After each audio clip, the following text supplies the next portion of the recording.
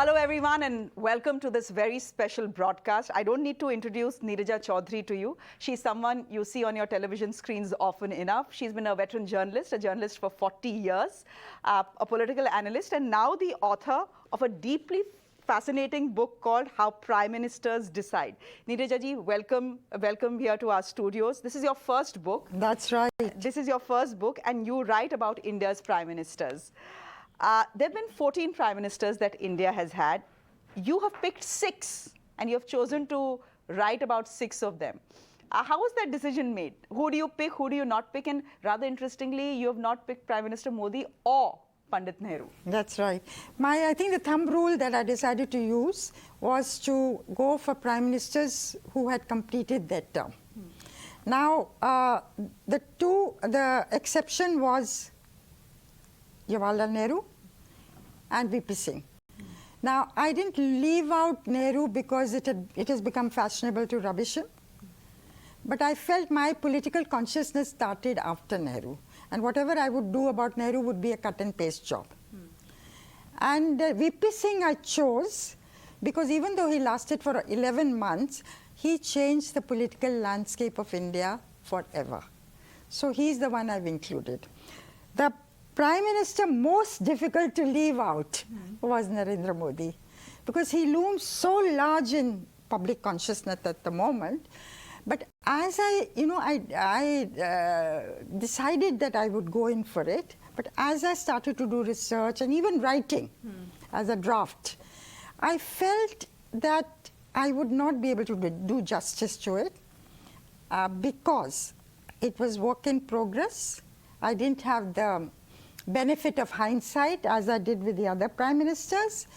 And also with an incumbent prime minister, the people who surround him, who have proximity to him, access to him or her, would not talk about the incumbent freely while he was still in power.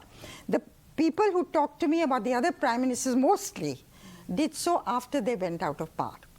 So I decided, given the fact that he's brought a paradigm shift in Indian politics, very controversial, people like him or don't like him, and it would have been very interesting to put some of his decisions under the microscope. I decided to leave it for another day. Another day. So maybe that's your next book. Who knows? Who knows? Who knows?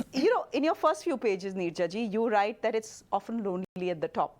It's very crowded because people are crowding you for space, for attention, for time, but it's also very lonely. In that sense, who was the loneliest prime minister according to you, since you have written about 6 of them so extensively? Look, I think I would say the loneliest will be, that's a very interesting question to think about. Indira Gandhi, yes, I think. But she was surrounded by family all the time. Family, yes, but at the, particularly her last years, after the loss of Sanjay, after he died, 284 when she was assassinated, that I think was a very difficult, lonely, must have been. I'm only going by what one is documented. VP Singh, who, he started off being a loyalist of the family, Nehru Gandhi family, but at the end of it, he used to say, there's nothing like loyalty in politics, it's a convergence of interests. And did not, it was not one or two, he had a couple of people around him, so-called coterie, but didn't rely on anyone or a group solely. The other person who really didn't let his right hand know what the left hand was doing was Narasimha Rao. Nobody around him, and Bhuvnesh Chaturvedi, who was his junior in the PMO, used to often say nobody has the picture about what the Prime Minister wants, is doing. Not even me. He tells me certain things. And I think that was even true of Principal Secretary N. Verma, who he had. Even Naresh Chandra, who he used on Ayodhya, or when he contemplated testing the nuclear weapon, but didn't go ahead with it because the information leaked. And that's also a very interesting story. Manmohan Singh could be also, in his second term. I remember him walking through Parliament zombie-like when he was really being attacked and they were beleaguered government. So actually all of them. Vajpayee has written about his loneliness. The higher you go to the top, the lonelier it gets. And he says, I wonder if I did the right thing getting into politics. He saw himself essentially as a poet. So the top is lonely, no doubt about that, because the buck stops with you. And you have to take decisions, and some of them have gone on record here, that are going to affect millions of people. And that's an awesome feeling. You know, if we were to pick the two most charismatic prime ministers, or, you know, who the most charismatic prime minister this country has ever seen, the competition, I think, would be largely between two people, Indira Gandhi and Prime Minister Modi. That's my assessment. Oh, if you include Modi, absolutely. Yeah. But I would also say Vajpayee. Yeah, sure. So, we'll speak about Indira Gandhi because she's the first prime minister that you choose to speak about. So here's a lady who goes from Gungi Gudiya to Durga to dictator and back to prime minister. Someone who's seen incredible highs and lows. The lowest perhaps was losing her son, Sanjay Gandhi. Did she actually believe that it was the wrath of goddess Chamundi that took away her son? Because that's something you write about in the book. You know, she was to go to Chamunda Devi temple, and it was all fixed. And Sanjay was also to go with her. So she was prime minister by now? She was prime minister. And she just became prime minister and decided she would do that. So, but then she was told that the weather was bad. So they decided to give it a skip. And every arrangement had been made. The Himachal chief minister with his entourage was there. And anyway, so they got word that she was not coming. So the rest of the team decided to do all the, you know, puja and everything. But the Pandit was very angry. He said, you know, Ma forgives ordinary people if they don't come, but Ma will not forgive a leader. Not, you know, avmana karna, I suppose insulting, close to insulting. So anyway, when they were coming back, this team, back to Delhi, they traveled 50 kilometers down the line, that they got word that Sanjay Gandhi's plane had crashed. You know, he had this small plane and he was doing acrobatics, and he died. So when the person... So the day the prime minister was to be at the temple, she doesn't the next show day up. this happened, and she was to show up, and the puja and all was to be held the next day. And that is the day the news came. They did the puja, they were going back to Delhi, and on the way they got the news that he had crashed. Now when there was this Mohan Meakin family, Kapil Mohan's family, who were there, and Anil Bali, who was a nephew, when they reached Delhi at 2:30 a.m., I mean, she was concerned about it. Had it anything to do with her not going to Chamunda? And this is something at the Chautha ceremony, the fourth day ceremony, she asked Anil Bali, and so somewhere, whether or not it had to do with Sanjay Gandhi did very dangerous things, while flying, and he was known to be a daredevil in terms when he was up in the air. Certainly, she had a superstition, feeling, whatever, that it may have had something to do. Then she went back to Chamunda in December of that year, and she was just perfect in the mudras, the matha tekna, all that you do to perfection. And I've said this, which they told me, that Pandit's hand shook when he watched her do all this. And then she wept, and she just wept and wept and wept. And it was like, it was like, I suppose, coming to terms with Sanjay's death. And then she went out and asked for trees to be planted and a bank to be made and so on in her son's name. And when she flew back to Delhi that evening, there was a function she went to, and she called Rajiv Gandhi to the stage and introduced him. Now, this was the second time he had been called, but people in the audience made a mental note of it. Let's talk a little bit more about Indira Gandhi. Probably the the biggest decision that she took during her tenure, bigger than going to war with Pakistan, was was the emergency and then going to elections post the emergency. What was she thinking? Did she really think she could get away imposing the emergency, then call an election? Did she really think she could win? She was cornered. And she was advised, Siddharth Shankar Ray and also Sanjay Gandhi, that this was a way of getting out of it. So in terms of, and this has been documented quite a lot, when the judgment of the Allahabad High Court came, which disqualified, this was against for her electoral malpractices, and it disqualified her. So then she had to think, do I appoint somebody in the interim till I'm cleared? And Babu Jagjeevan Ram's name came, who was the senior most, but she decided against it, because as she said then and later, once a Dalit leader sits there, it's going to be very difficult to dislodge him.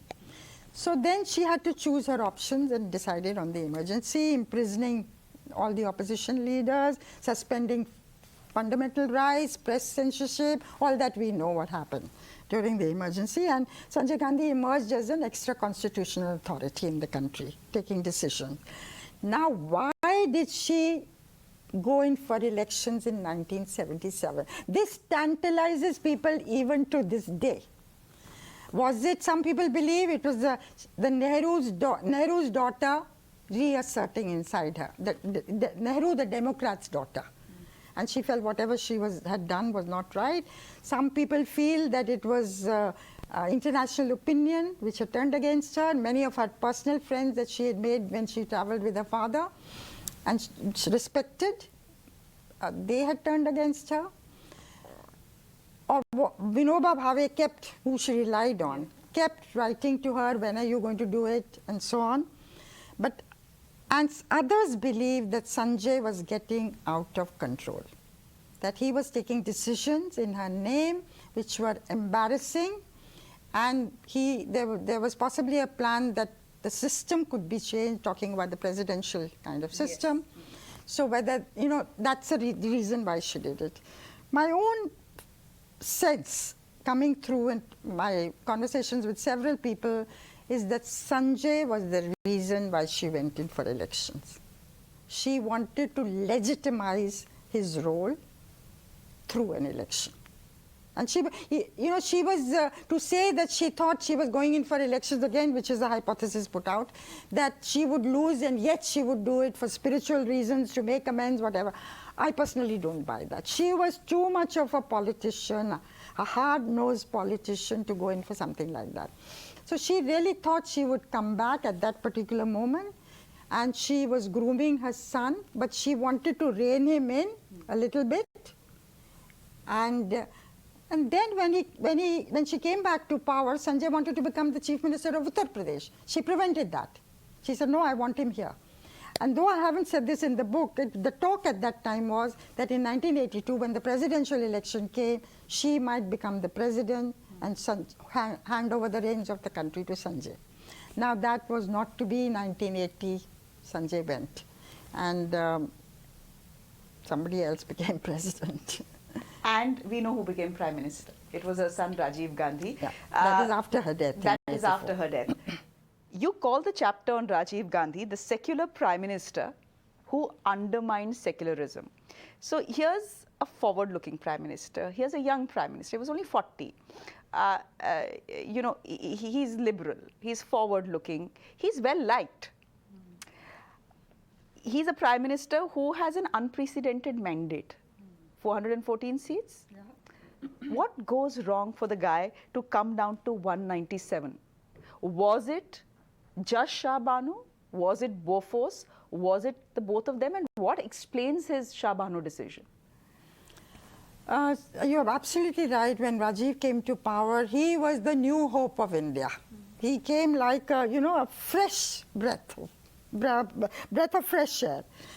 And very quickly decisions, lowering the voting age to 18, which we now enjoy, anti-defection law to stop this Ayaram, Gayaram that was going on and on and on,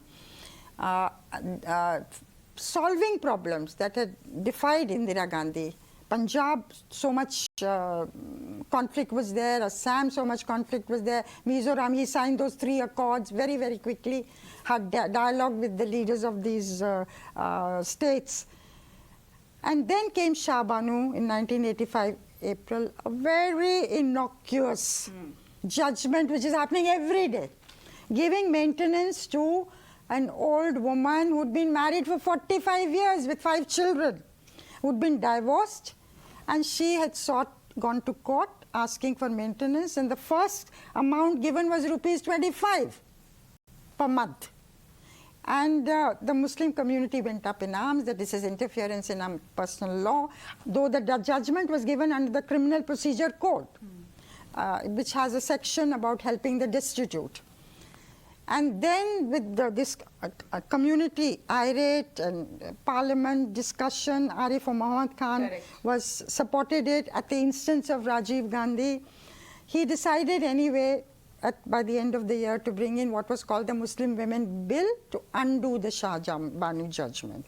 This had the Hindu community up in arms. You know, why are they? Appeasement of the Muslims. Appeasement of the minorities is a word that came there, became currency then.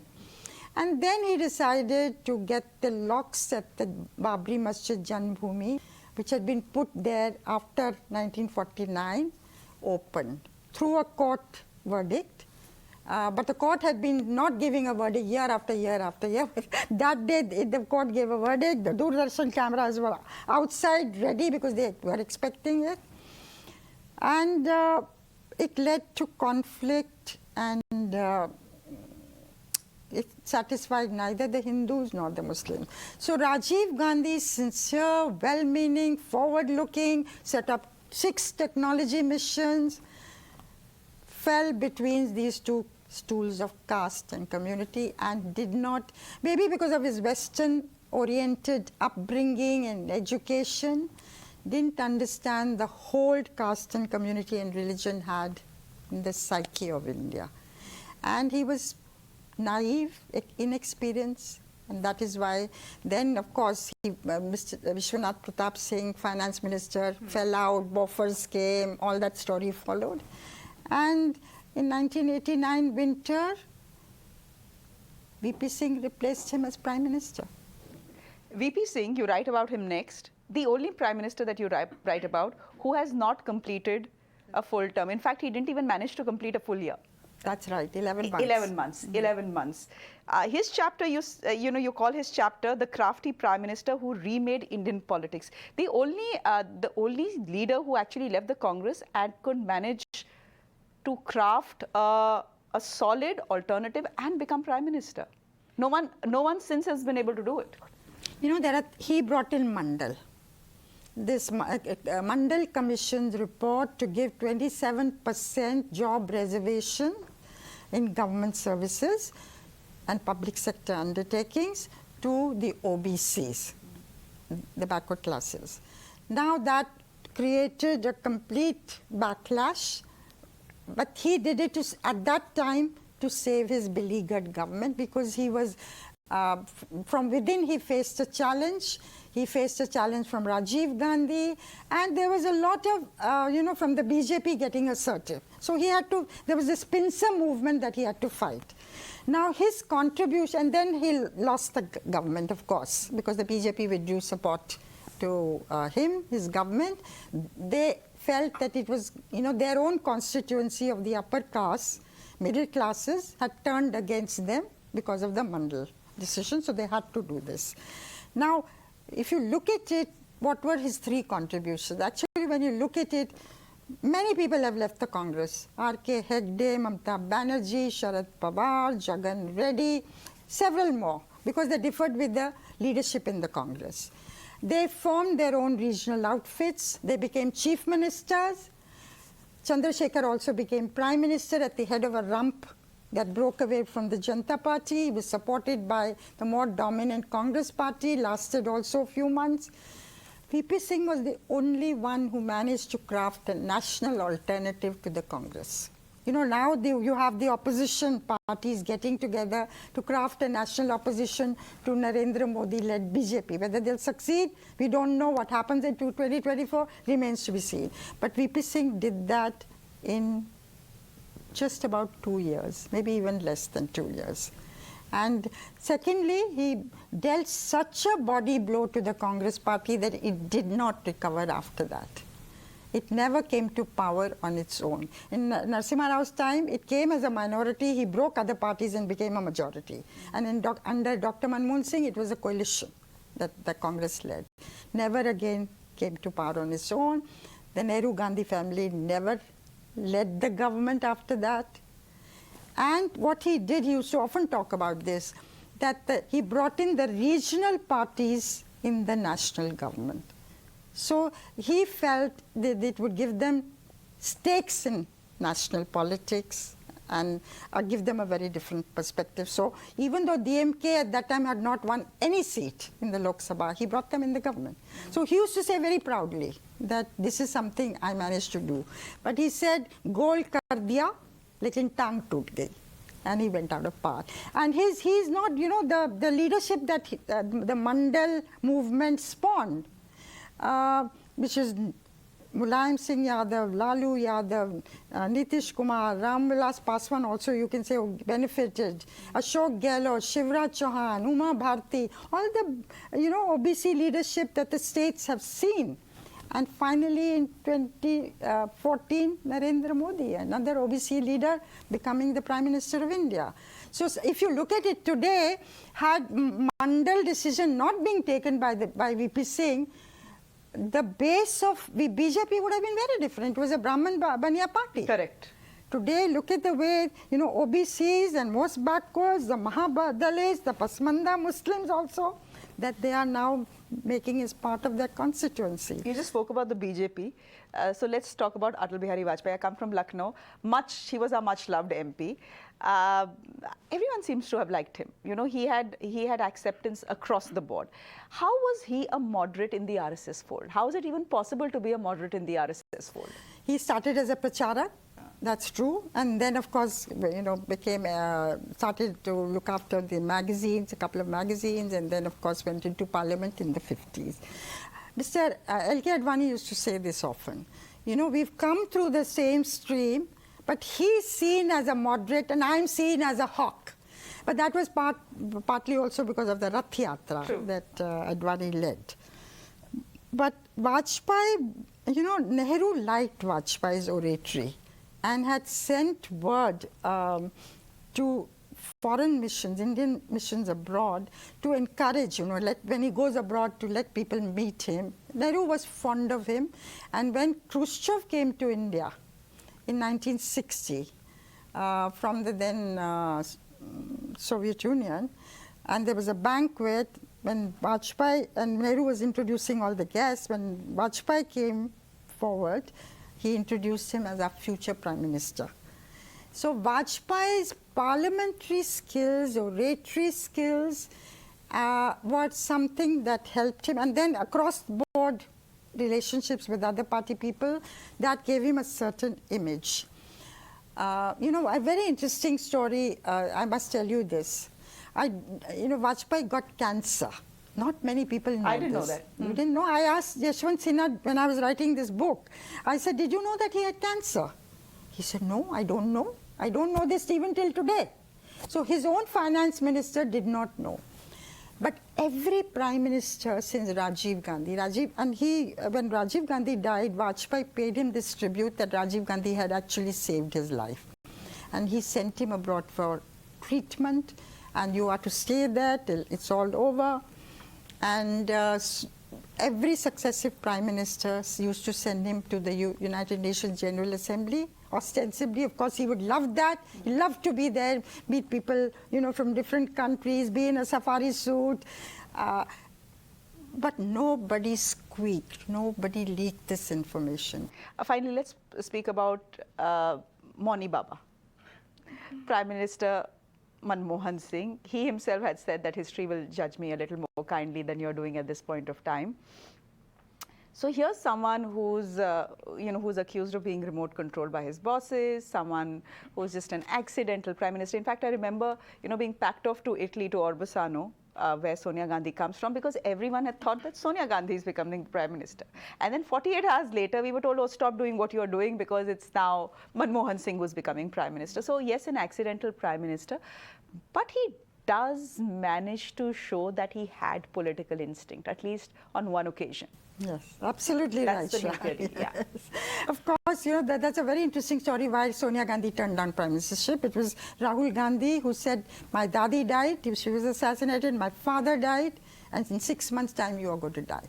And he threatened to do something drastic unless she declined, and she did. As I say, the mother in her overpowered the politician. So while she was all set to take over and you were sent to Italy to find out more I had about a good time. origin. I didn't know what was happening back here, but I had a good time, yeah. So then Dr. Manmohan Singh was installed. But from the beginning, it was, you know, said or divided between them that she would look after the political and he would look after the governance administrative part. Though how that distinction can be made very difficult for a prime minister. But when it came to the Indo-US nuclear deal, Dr. Manmohan Singh showed a resilience, a determination, a killer instinct. For, again, close to 3 years, really. It took a long time. It had to navigate many difficulties in the US, here. Sonia Gandhi was opposed to it. The left threatened to withdraw support, which they did finally because he decided to go ahead. He had put in place an alternative. Again, Sam Dam Dandabhed weaned away Amar Singh from the Samajwadi Party, this very colorful character. Again, I write about him. He hated to be called fixer. He was a high-class political. I would say fixer is a word one would not use, but he was more than a fixer, but played that role. And he won that vote. That again is how he won it, and etc. is also a very interesting story. But he just went through it, come what may. He even threatened to resign at one time.